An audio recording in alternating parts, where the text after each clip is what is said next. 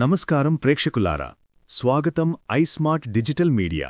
ఈరోజు మనం చర్చించబోయే విషయం బిఎస్ఎన్ఎల్ 5G భవిష్యత్తు గురించి. ప్రభుత్వ టెలికాం కంపెనీ బిఎస్ఎన్ఎల్ తన 4G నెట్వర్క్ని విజయవంతంగా ప్రారంభించిన తర్వాత ఇప్పుడు 5G రేసులోకి దూకుతోంది. ఇది భారతీయ టెలికాం రంగానికి ఒక పెద్ద మలుపు అని చెప్పచ్చు.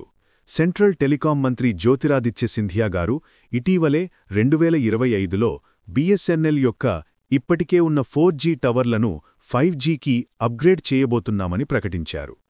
ఈ అప్గ్రేడేషన్ ప్రక్రియకు సుమారు 6 నుంచి 8 నెలల సమయం పడుతుందని ఆయన వివరించారు.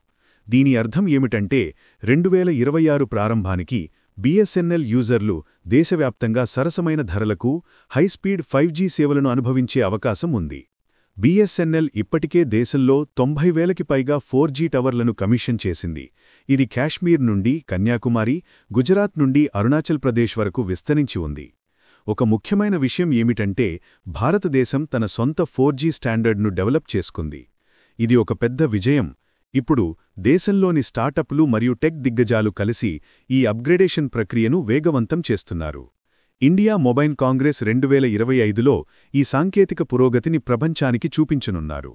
బిఎస్ఎన్ఎల్ 5G సేవలు వచ్చిన తర్వాత ప్రతి భారతీయుడికి అధిక వేగం, తక్కువ లేటెన్సీతో కూడిన 5G నెట్వర్క్ను ఖర్చు తక్కువగా అనుభవించగలుగుతారు.